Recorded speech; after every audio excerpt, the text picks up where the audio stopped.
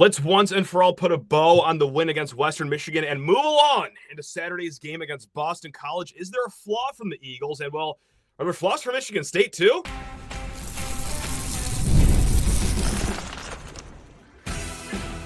You are Locked On Spartans, your daily podcast on the Michigan State Spartans, part of the Locked On Podcast Network, your team every day. Spartan friends, Spartan family, Locked On Spartans listeners, how on earth are we all doing to end our Labor Day weekend, or maybe start the work week, depending on when you are listening to this? Hey, regardless, thanks a lot for making Locked On Spartans part of your game week routine. Please rate, review, subscribe, and guys, join us for a show not just of me babbling on and on and on. No. We got this man working on a Labor Day over here. It is friend of the program, Maxwell Klitzke. And Maxwell, look, this game happened 3 days ago. It's about time that we finally put a bow on this Friday night win against Western Michigan. That's right. Suck it, Broncos. Woo! Whatever. It was a fine win, I thought, in my opinion. Not great, not horrible. Some are right in the middle. But Maxwell, you get the last word here, okay? Friday night's win against Western Michigan made you feel blank. It's 1 of 6, really. Hey, it's something. If you're thinking about it, like with where this team was, obviously not making a bowl. Making a bowl is the floor for what this team needs to do this year. I agree. And the goal of week 1 is to be 1-0, and job done. Of course, there's going to be things to work on, but it's week 1. You're going to always have those things. So. Yeah. Just enjoy the win, enjoy the long weekend, and just go into week 2 1-0. We have, and yeah, I mean, you pretty much summed it up there. Job done. Like, not extraordinary. It wasn't horrible. I mean, again, I've been waiting all offseason to overreact to the first game. Either say, we're going 10-2, baby, that's right, or hey, the season's over. But truly, I was at a 5 out of 10, which, if you guys have listened to this show before, it's a rare moment to come by, especially on a post-game reaction episode. But look, we talked about a lot of the positives with the game. If you want even more positives and you missed yesterday's show, we spent the first 15 minutes talking about what we liked from that game. But Maxwell, look, this is what happens in a fine game. There are some things that didn't necessarily go the way that we all hoped. There are some things that we're going to put a pin in to possibly be concerned. I'm not DEFCON 1 about some certain items like the offensive line in regards to pass blocking, but hey, what about you? Like, are there any glaring concerns? Is it going to be this offensive line and the 10 pressures that Western Michigan got, or is it something else that has you a little bit more peeved from Friday night? Yeah, I think you touched on it. It's really, truly just the offensive line. Like, being able to see them get that push in the run game was a surprise, a very welcome one at that. Yes. But we're still seeing some of the issues that we saw since the 20 teens, it feels like, with what this offensive line looks in pass protection. And at times it was fine because, the defense was on their heels and, wasn't sure what they could do to stop the run.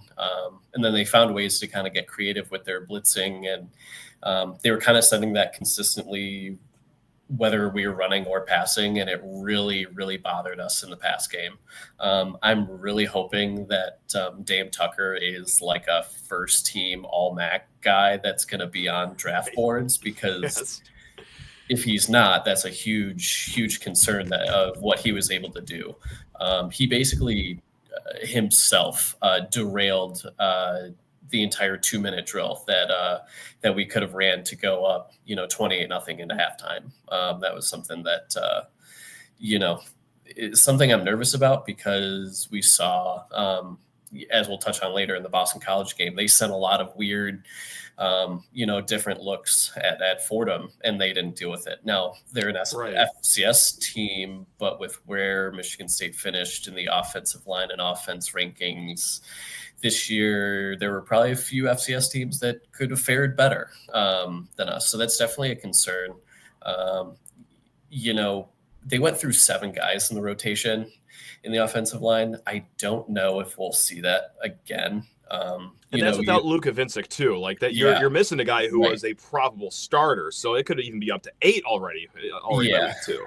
Yeah, and they really did spread those snaps around. Like, a lot of them really did it looked like an even number of snaps and everything. So I'm curious to see if they pare down that rotation and who Vincic really replaces as far as that goes. But it's something that, they have to prove it, that they're actually capable of being just okay, because it felt like they were doing pretty well in the first half. And then after that 2-minute drill, it kind of felt a lot like it did in years past.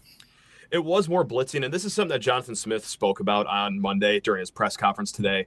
And he said, look, it was like a twofold issue for the most part as far as pass protection goes. It was identification, seeing what the Western defense was doing. And they did ramp up the blitzes in the second half. But after you identify it, it was the communication too. And that could be because, you're rotating 7 players equally.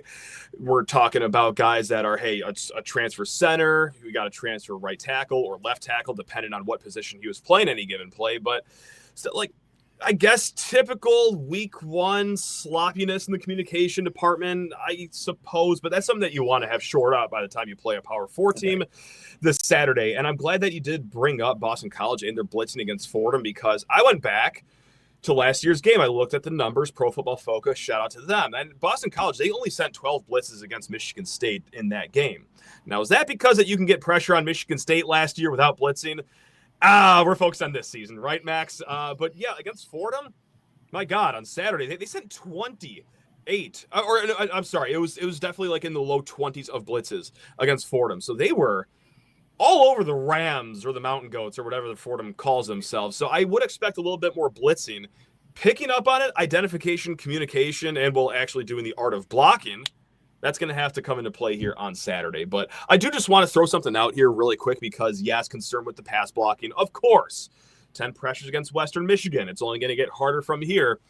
I did want to throw a bone at the run blocking, though, and we spent a lot of time talking about this, Maxwell, but I did do an exercise that I did do last year, okay, because daily listeners are probably sick of this stat.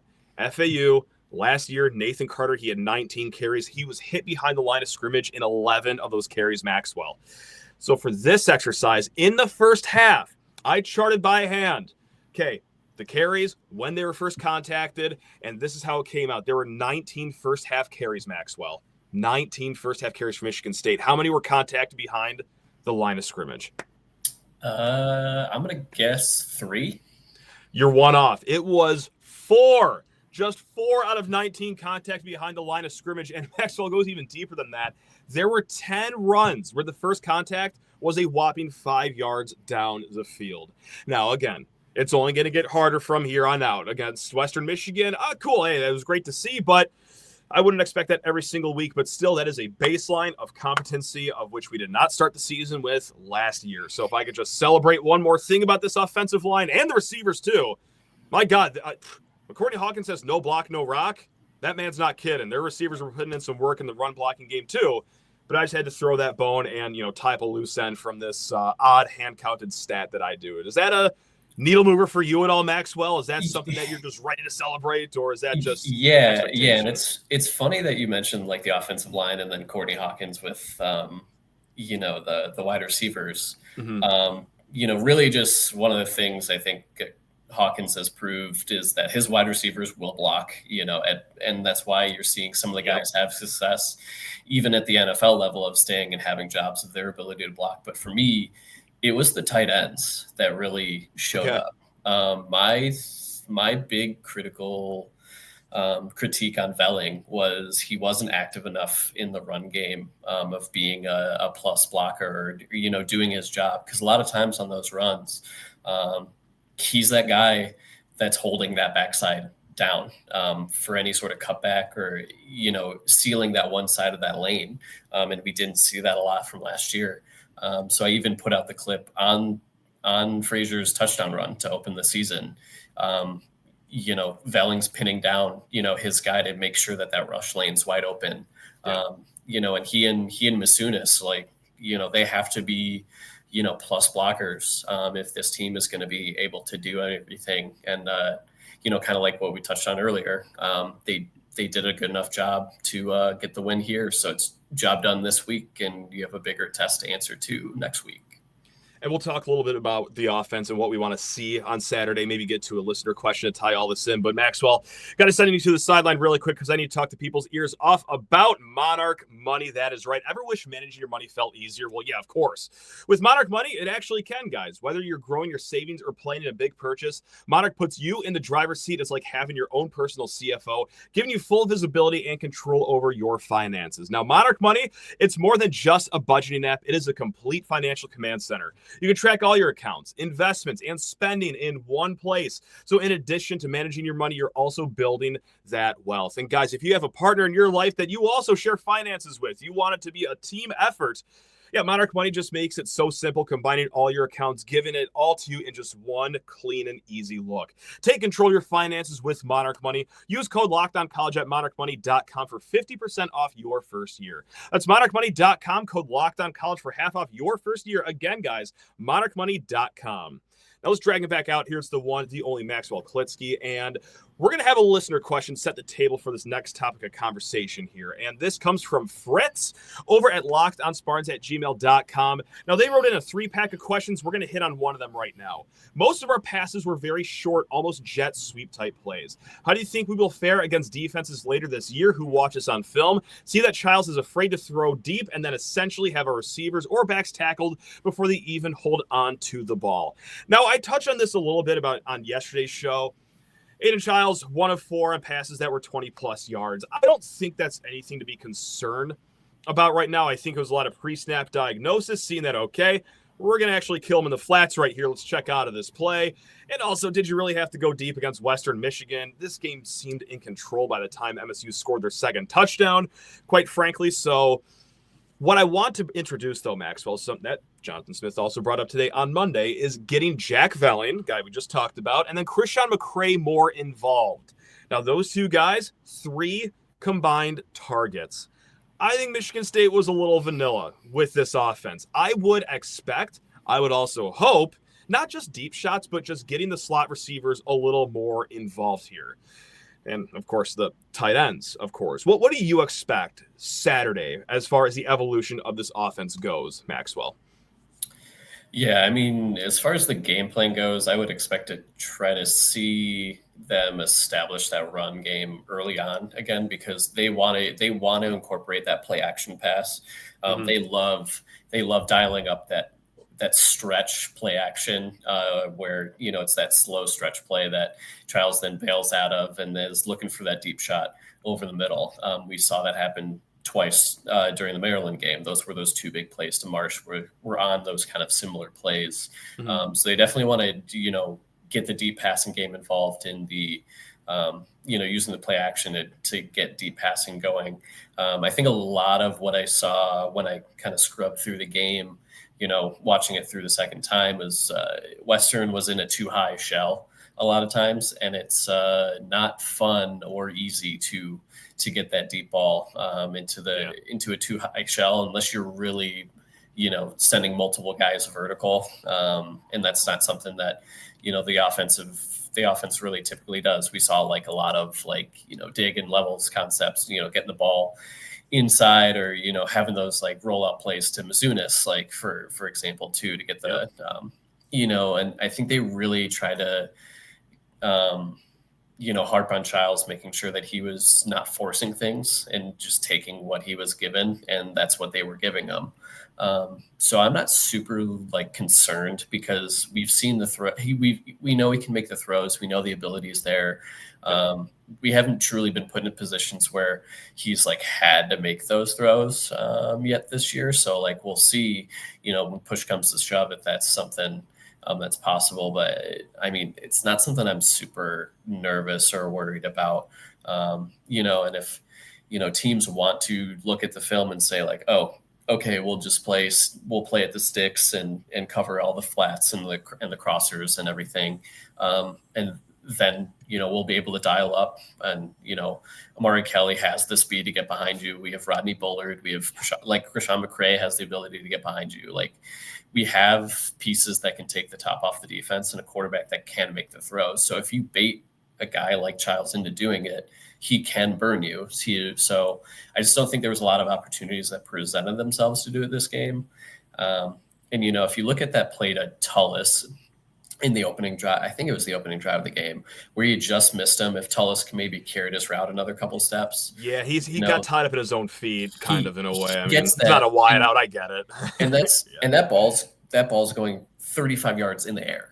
Like he threw that from the opposite 45, and he got it to the 20. Like I thought it was a good pass personally. He has the arm, but on that play, he was looking to get Kelly down the middle, and it's a sign of growth from him because Kelly had his corner beat, but the safety was picking him up. And last year, I think that's a ball that we see Childs try to launch and make that play, but he stuck with it, took a couple extra steps and found a better option. The play didn't work out, but that's just a growth thing. So ultimately, I'm not concerned about deep passing or anything like that because it wasn't really anything that was, really needed. It would have been fun, but it wasn't anything that we ultimately needed. So.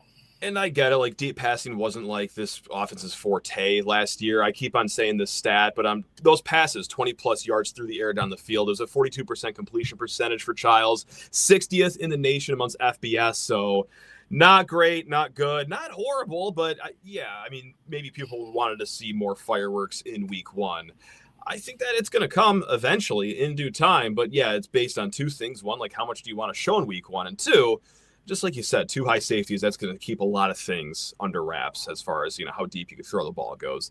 One more comment from Jonathan Smith that I did want to get to from this press conference on Monday here. This is in the injury department here.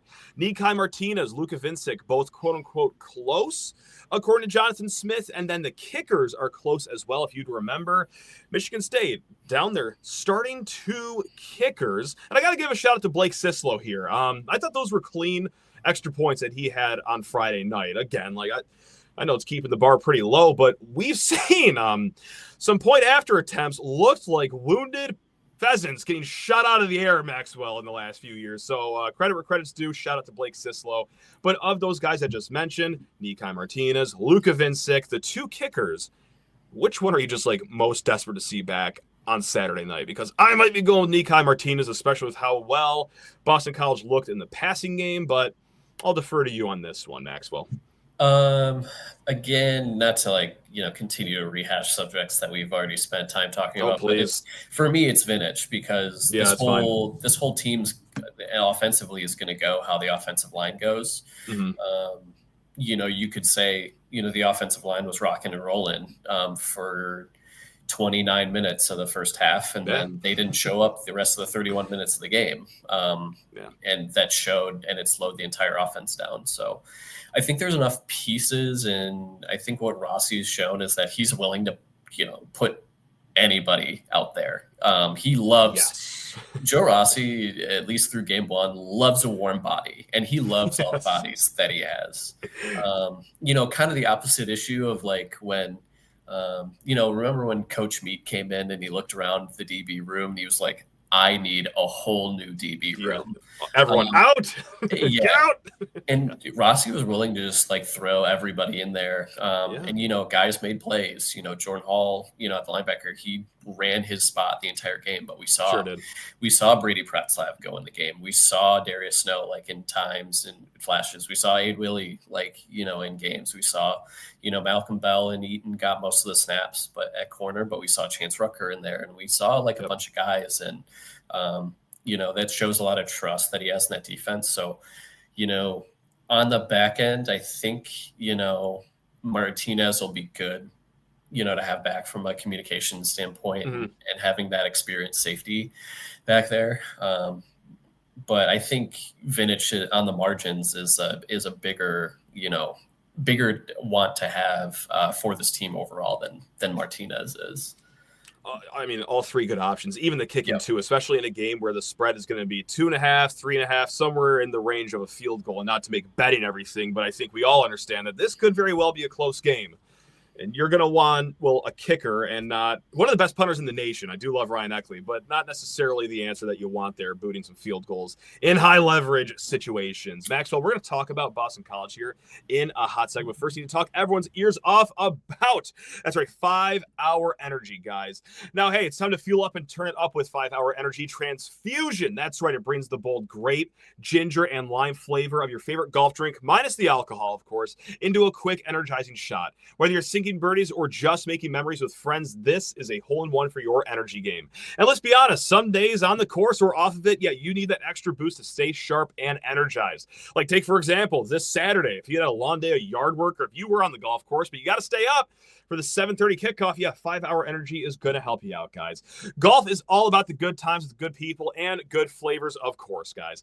The grape, ginger, lime flavor gives you the best parts of the clubhouse go-to drink without chasing down the beverage cart. If you go to 5hourenergy.com today, that is the number 5hourenergy.com, you can use my promo code LOCKEDONGOLF, that's all one word, LOCKEDONGOLF, to receive 20% off your order. This offer is only valid until September 30th on one order and cannot be used with other promotions. The code is not good on subscription orders. Whether you're meeting up with friends or trying to turn 18 holes into 36, get the energizing boost you need to power through. Order transfusion flavored 5-Hour Energy shots today. Now let's bring it back out here. Maxwell Klitzke for a third segment. And Maxwell, as the esteemed guest of this show, do you want like the good news or the bad news about what I saw from Boston College in their game on Saturday? What do you want here?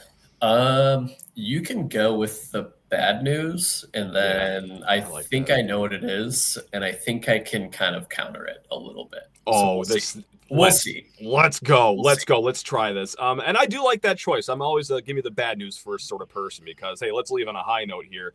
Dylan Lonergan looks pretty good. It's against Fordham. I understand.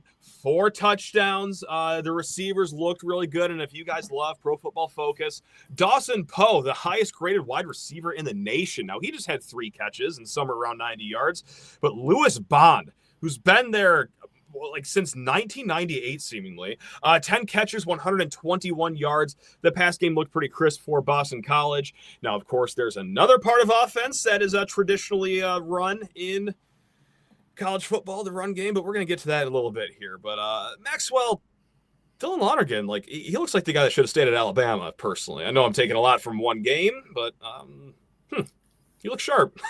Not good. So you look at Dylan Lonergan, and coming out of high school, he was composite QB 12 in the nation. It's not bad.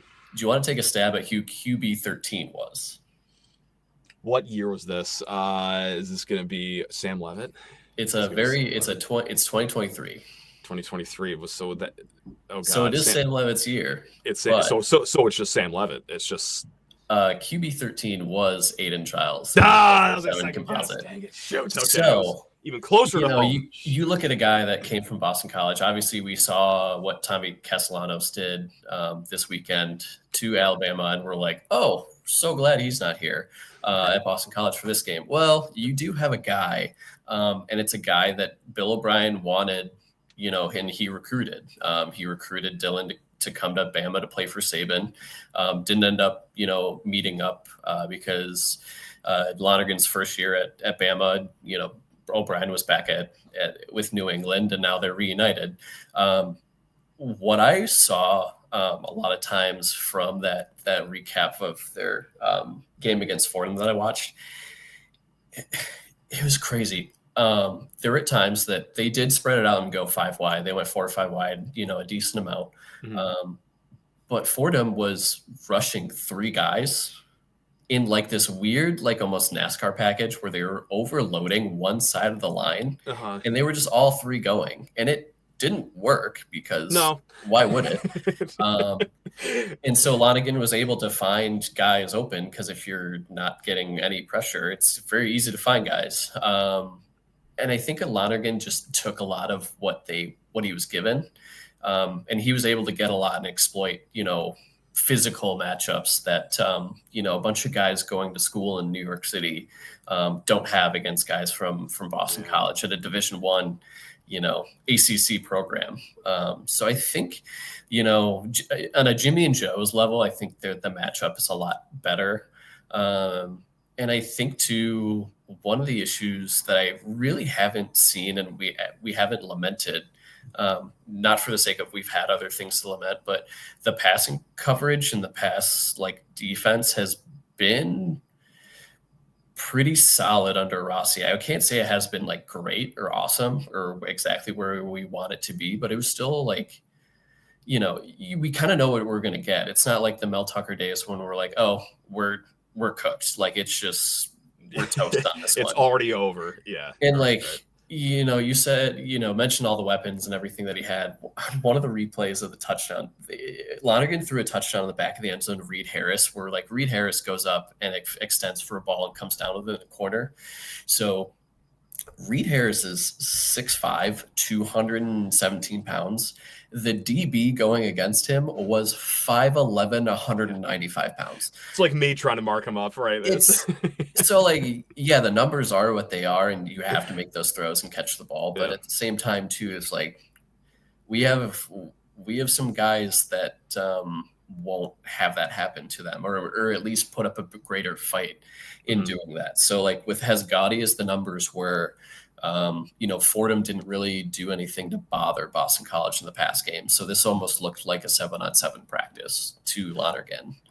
I noticed some, like, especially earlier in the game too, and this is like maybe the same 13-minute highlight package that everyone else saw, where you only see the good plays, of course, but early in the game, it seemed like Fordham like really was having like pretty heavy boxes to mitigate the damage that Boston College could do in the run. So maybe this is the reason why it was such a woeful afternoon for Boston College in the run game. But I did want to talk about that, Maxwell, because I don't think this is nothing necessarily against an FCS opponent, Fordham. And just like you said, New York City, these guys got to practice on the concrete of Fifth Avenue. That's how they warm up for games. It's unbelievable. But Boston College, 2.9 yards per carry against Fordham.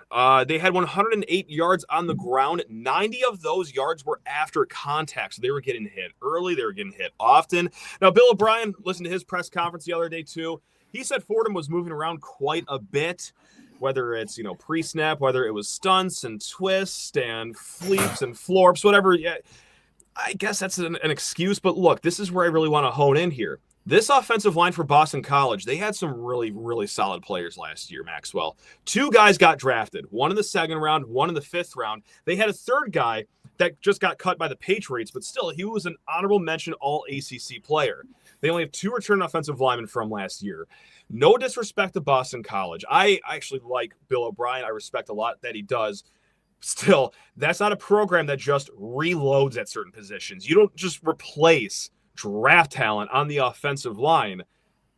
This looks like a vulnerability that Boston College has coming into this game this Saturday of, well, their run game.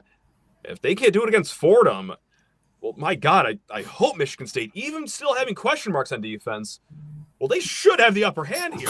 Am I crazy? Am I just oversimplifying this way too much, you think?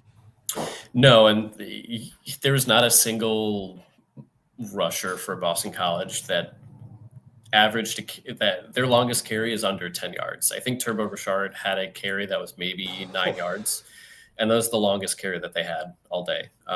So, I mean, that's just, it's some of the issues that we've seen, on our side. So it's not looking good for them. I don't know if it was just like something that they were trying to, pull the playbook on things, but like, your Boston College, like Bill O'Brien teams, like they're not finesse teams that he wants typically.